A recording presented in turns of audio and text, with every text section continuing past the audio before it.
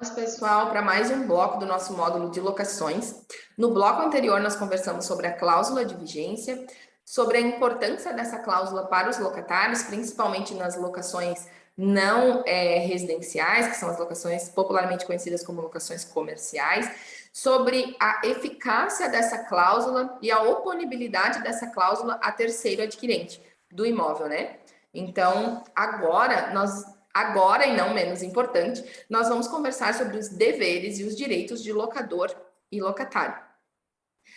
Em primeiro momento, nós temos que pensar que o contrato de locação, ele é um contrato de reciprocidade entre as partes. E para que haja esse equilíbrio contratual, é preciso que tanto o locador quanto o locatário conheçam as suas obrigações e também os seus direitos. E lembrando que ao contrato de locação são aplicáveis as cláusulas de renúncia tácita e de exceção do contrato não cumprido. Só que muitas vezes, na maioria das vezes, as partes ali, locador e locatário, não têm conhecimento da aplicação do Código Civil aos contratos de locação naquilo que não é disposto na lei do inquilinato. Porque a lei do inquilinato ela foi tão disseminada, ela foi tão divulgada e o objetivo social dela, né, de proteção ao inquilino, que as pessoas desconhecem a legislação civil geral e têm conhecimento apenas daquilo que dispõe a lei do inquilinato. Eu sempre coloco nos meus contratos de locação, de forma expressa, os deveres de locador e de locatário. Eu coloco uma cláusula para os deveres do locador, uma cláusula para os deveres do locatário. Porque nem sempre locador e locatário, num momento de desavença, num momento de desacordo ali naquela locação, vão procurar verificar o que está descrito aí na lei do inquilinato. Ontem, inclusive, uma cliente me perguntou se eu poderia analisar o contrato de locação dela, uma vez que ela não sabia, não estava conseguindo entender ali aquele contrato e não sabia quais seriam os direitos e os deveres dela naquele contrato. Ela achava estar sendo ali prejudicada naquela locação. Então, mesmo quando nós colocamos de forma mais expressa e mais esclarecida possível, ainda assim, as partes têm dificuldade de compreender quais são as suas obrigações naquele contrato.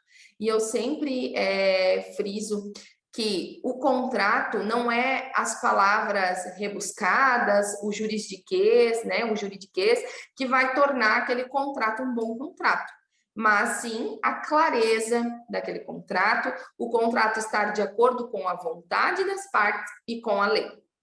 Então, para que a gente possa aí verificar os deveres e obrigações, os direitos de cada parte, vamos para a legislação, né? Vamos ler aí a lei do inquilinato. O artigo 22 começa falando dos deveres do locador. Então, vamos para a nossa lei, para que a gente possa aí entender esses deveres. O primeiro dever, a primeira obrigação do locador é entregar ao locatário o imóvel alugado em estado de servir ao uso a que se destina. O que isso quer dizer? Se a locação é para fins residenciais, o locador precisa entregar o imóvel ao locatário em perfeitas condições de habitabilidade, certo? Se o imóvel for para fins não residenciais, para fins comerciais, o locador também precisa entregar o imóvel em perfeitas condições e um imóvel que seja apto à instalação daquela atividade comercial. E a locação por temporada, que ela não se determina aí pela finalidade, mas pelo tempo, né, pelo prazo da locação, que no máximo de 90 dias ela é considerada por temporada, mas como a locação por temporada, ela não se enquadra com a locação não residencial, esse imóvel locado por temporada precisa estar aí também entregue em perfeitas condições de habitabilidade. Claro que existem regras específicas da locação por temporada, existem imóveis que são alugados com mobília, sem mobília, existem regras aí específicas dada o curto prazo, né, da locação e algumas exceções aí que essa modalidade de locação abarca, né? O inciso 2, ele nos diz que o locador é obrigado a garantir, durante o tempo da locação, o uso pacífico do imóvel locado. E o que isso quer dizer? Que ao locatário, quando é assinado o contrato de locação, é transmitida a posse direta do imóvel. E a ele deve ser dado o direito de exercer essa posse de forma plena e pacífica, sem sofrer contestações, turbações, perturbação ali à sua posse naquele imóvel. O inciso 3, ele nos diz que o locador é obrigado a manter durante a locação a forma e o destino do imóvel. Manter a forma e o destino do imóvel quer dizer que o locador não pode realizar aí obras, reformas naquele imóvel enquanto durar aquela locação. As únicas obras que podem ali ser realizadas pelo locador são aquelas impostas pelo poder público, exigidas a ele pelo poder público, como uma forma justamente de manter, de conservar aquele imóvel, né? Um imóvel que está comprometido, por exemplo, estruturalmente, e que foi ali notificado pelo poder público para que seja realizada determinada obra, para que ele possa se tornar novamente um imóvel apto a ser habitado. Então, nesse caso, obviamente, obrigatoriamente, o locador precisa realizar as obras exigidas pelo município para que aquele imóvel volte a estar em perfeitas condições. Falando nessa obrigatoriedade do locador, eu me recordo de uma situação. A minha avó alugou um imóvel residencial aqui em Barra Velha, Santa Catarina, onde eu moro. Hoje ela já voltou para o Rio Grande do Sul, que nós somos gaúchos, né? E ela alugou, mas quem cuidava dessa alocação para ela era eu. Então, eu que fazia o pagamento dos aluguéis, que tratava diretamente com a locadora sobre todas as questões ali envolvendo aquele imóvel.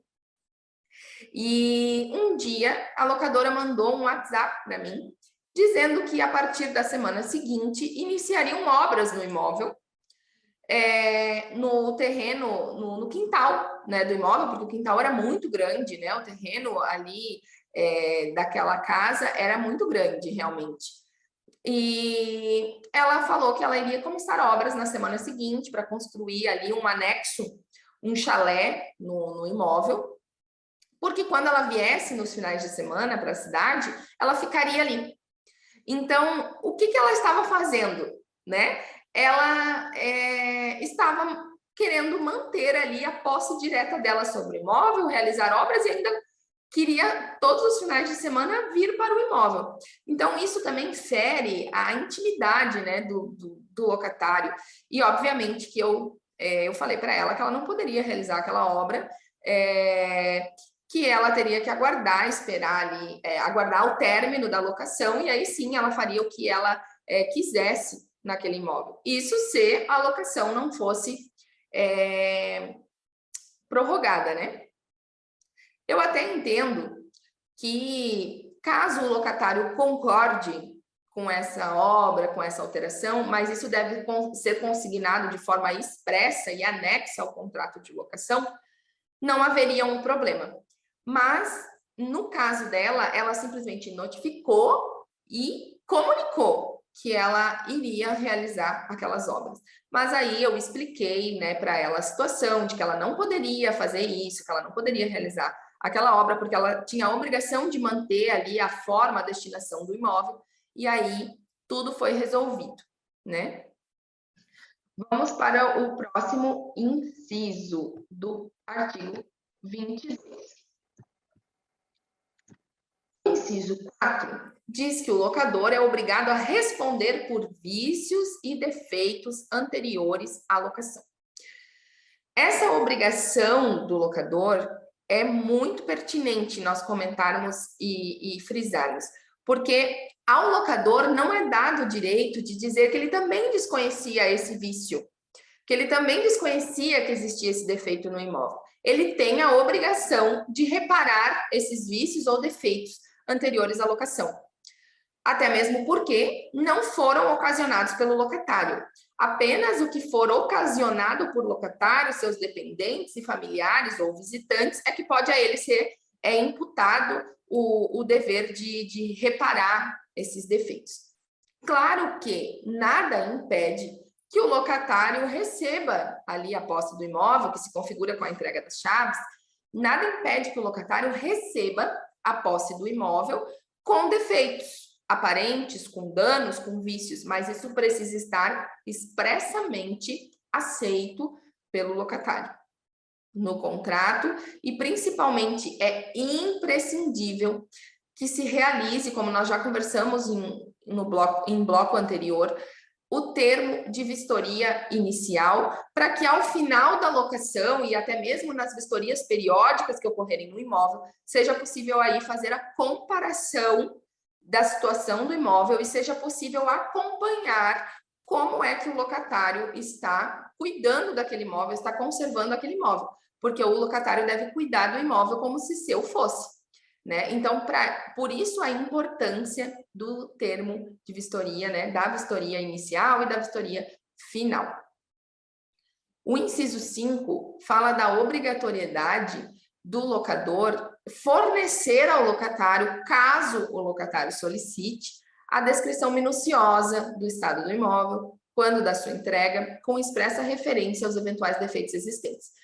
Que, na verdade, esses primeiros 5 incisos, eles estão interligados, né?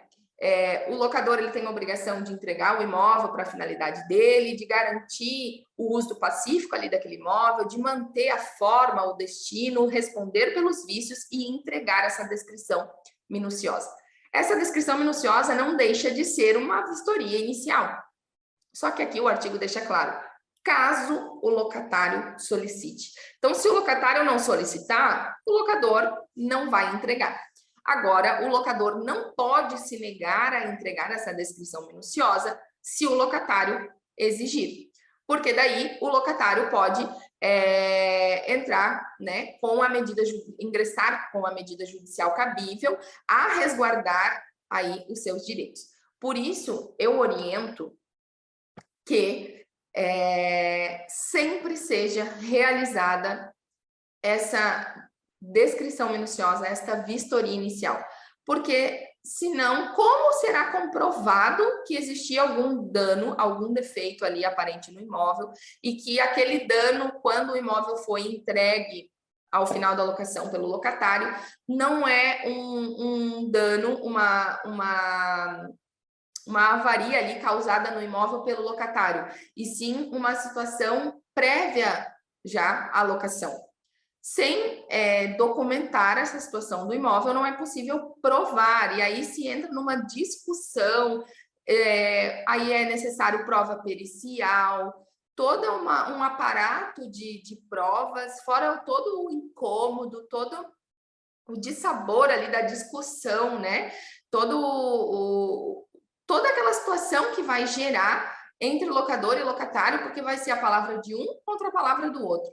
Então, o melhor a ser feito é, sim, fazer essa descrição minuciosa, essa vistoria inicial no imóvel, para evitar, né, futuros aborrecimentos, futuras discussões judiciais sobre uma coisa que é tão fácil, né, de resolver administrativamente, com um bom assessoramento, com um bom contrato elaborado, com uma boa vistoria. E a vistoria, inclusive, você como advogado, você como corretor de imóveis, pode agregar ao seu trabalho, de não cobrar apenas pelo contrato, pela elaboração do contrato, mas demonstrar aí a sua expertise, né, o seu conhecimento acerca do tema e orientar as partes da importância dessa vistoria e acompanhar essa vistoria, realizar os termos e também poder cobrar por esse serviço, né? Então, é muito importante esse conhecimento, né, acerca da legislação. O inciso 6, ele nos diz que o locador é obrigado a fornecer ao locatário o recibo discriminado das importâncias por este pagas, vedada a quitação genérica. Então, aqui nós estamos falando que o locatário ele tem o direito, e aí de contrapartida o locador tem o dever, né? Então, o locatário tem o direito de receber aí os recibos de que ele está pagando em dia o aluguel e os encargos da locação. Até mesmo porque, em muitas situações, os encargos da locação, como taxa de condomínio, o imposto, né, o IPTU, o imposto do imóvel, muitos encargos ali da locação são mantidos, né, no nome do locador, e o locador, como uma forma de cautela, e eu sempre oriento que seja feito dessa forma, acresce esse valor dessas despesas ao valor do aluguel e ele efetua o pagamento para depois ser ressarcido no mês seguinte com o pagamento do aluguel. Então, como ao locatário não é ele que paga diretamente os boletos, ele pode sim exigir um recibo de que aquele valor que está acrescido ao valor da locação está sendo utilizado, está sendo utilizado para o pagamento, né, desses encargos. Então, o locador não pode se negar a entregar o recibo. Porque daí o locatário ele pode notificar o locador para que apresente, para que faça essa prestação, né, de contas. E esse recibo ele tem que estar discriminado, ele tem que dizer ali referente ao valor da locação do mês de março de 2022 e aos encargos da locação correspondente à taxa condominial, ao valor de IPTU. Tem que estar descrito para que o locatário possa então se exonerar daquela obrigação, né, daquela dívida. Vamos ao próximo inciso. O inciso 7 diz que ao locador cabe pagar as taxas de administração imobiliária, se houver, e de intermediações, nestas compreendidas as despesas necessárias à aferição da idoneidade do pretendente e de seu fiador. Aqui, deixa claro, né, que não pode ser transmitida ao locatário a obrigação de pagar a taxa de administração da imobiliária. Quem paga isso é o locador. Assim como não pode ser cobrada aquela taxa de cadastro, né? Porque o pretendente à locação, ele tem o seu cadastro analisado por aquela administradora do imóvel, pelo advogado. Então, ele tem o cadastro dele analisado para verificar se ele é um bom pretendente à locação, se ele é um locatário que está apto a alugar aquele imóvel, assim como também é analisada a ficha do fiador, se essa for a garantia escolhida para aquela locação, né, aceita pelo locador. Então, não pode ser transmitida ao locatário essa taxa que um advogado ou uma administradora imobiliária cobra para fazer essa análise desse cadastro. Mas aqui é importante frisar que por muito tempo foi cobrado dos locatários não essa taxa de cadastro, mas a taxa de contrato, onde o locador paga a taxa de cadastro, a intermediação imobiliária, mas passava ao locatário a obrigação de pagar o custo do contrato em si. Mas inúmeras foram as ações ingressadas, né, no âmbito criminal aí, contra administradoras, corretoras, advogados, e essa prática caiu em desuso. Ainda existem pessoas que, né, ainda existem administradores que cobram do inquilino pelo contrato de locação, mas aí o inquilino pode escolher uma melhor situação para ele e então procurar outro imóvel, outra administradora que não faça essa cobrança, né? Com relação ali ao artigo anterior, que é o inciso anterior, que é o inciso 6 do artigo 22, é importante frisar também que quando fala ali de fornecer ao locatário o recibo discriminado das importâncias, inclusive constitui crime, né, disposto lá no artigo 44, inciso 1 da Lei do Inquilinato, não fornecer aí a nas habitações multifamiliares. Então, é muito importante, né, aí que os locadores, né, que as administradoras forneçam esse recibo discriminado aos locatários. O inciso 8 nos fala que o locador ele é obrigado a pagar os impostos, as taxas e o prêmio de seguro complementar contra fogo, né? A gente fala o seguro contra incêndio, popularmente conhecido, né? Que incidam ou venham a incidir sobre o imóvel, salvo disposição expressa em contrário no contrato. Então, aqui é obrigação do locador pagar IPTU, pagar todas as taxas ali que envolvem, né, o imóvel, exceto ali as despesas extraordinárias, ordinárias de condomínio, que está lá na obrigatoriedade do locatário. Então, independente de estar ou não no contrato, o locatário não pode alegar que essa responsabilidade não foi passada a ele, porque é uma imposição legal que ele pague pelas despesas ordinárias, né, do condomínio. O IPTU, então, em regra, ele é de responsabilidade do locador. E como gera discussão entre locador e locatário sobre quem deve pagar o IPTU daquele imóvel. Só que ao locador é dado o direito de transmitir essa obrigatoriedade para o locatário. Assim como IPTU, taxa de lixo, que são encargos que não são transmitidos a titularidade ao locatário, mas sim a obrigatoriedade pelo pagamento. E aqui eu oriento sempre os meus clientes que não entregue, né, o carnê ao locatário para que o locatário efetue o pagamento do IPTU, da taxa de lixo, porque o carnê, né, ali, a responsabilidade, quem continua responsável perante o município e perante a concessionária ali de coleta de lixo é o proprietário do imóvel. E se esses encargos não forem quitados, será o proprietário que sofrerá eventual execução. Inclusive, o não pagamento do IPTU pode gerar aí a penhora do próprio imóvel se o locador, né, se o proprietário não tiver condições de quitar de outra forma a dívida. Nesses casos, pode ser levado aí a penhora o próprio imóvel. Então, é muito importante colocar uma cláusula no contrato de que será de responsabilidade do locatário o pagamento do IPTU, da taxa de lixo, água, luz, que essas responsabilidades dos encargos de consumo são obrigatoriedade do locatário.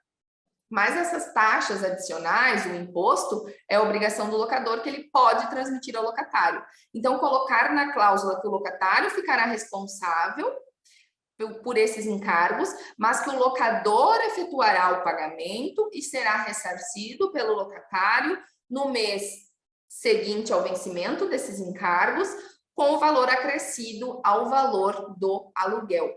Porque daí o locador ele vai estar ciente de que aqueles encargos estão sendo pagos e vai ser ressarcido pelo locatário no mês seguinte, junto com o valor do aluguel. Essa é a melhor forma de colocar aí no seu contrato de locação para evitar futuros prejuízos ao locador, futuros prejuízos e discussões e aborrecimentos ao seu cliente, certo? Vamos ao próximo inciso. O inciso 9 diz que é obrigação do locador exibir ao locatário, quando solicitado, o comprovante relativo às parcelas que estejam sendo aí exigidas. Então, novamente, né, aqui falando que o locatário ele pode solicitar, sim, que seja entregue para ele, né, recibo, né, comprovante relativo a essas parcelas, que é o que a gente estava comentando.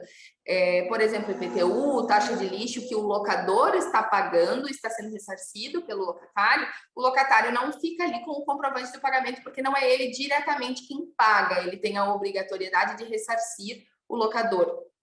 Então, ele pode sim exigir essa comprovação do pagamento e o locatário o locador tem a obrigação de fornecer esses comprovantes. E o inciso 10, o locador é obrigado a pagar as despesas extraordinárias de condomínio.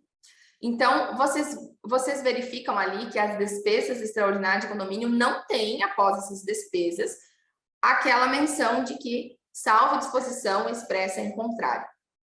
Então, não pode o locador transmitir ao locatário a responsabilidade pelo pagamento das despesas extraordinárias de condomínio. Se existir no contrato de locação uma cláusula nesses termos, essa cláusula será considerada nula, porque a lei se sobrepõe ali, nesse caso, na convenção entre as partes, e é obrigação do locador pagar as despesas extraordinárias. As despesas extraordinárias são aquelas despesas referentes à instalação, né, do condomínio, a instalação dos equipamentos, né? E as despesas ordinárias, que são de responsabilidade do locatário, são despesas de manutenção, são aquelas despesas do dia a dia ali do imóvel. Então, é ele que utiliza o imóvel diariamente, então a ele compete pagar as despesas, pagar ali a taxa condominial convencional. Ele vai pagar a taxa de condomínio mensal. Agora, vai se fazer uma reforma no imóvel, né? Vai se pintar o prédio ou precisa reestruturar porque tem uma parede com rachadura, precisa reestruturar uma viga, qualquer coisa que seja extraordinário às despesas cotidianas, qualquer coisa que saia do orçamento do condomínio, porque o condomínio tem ali o orçamento mensal previsto.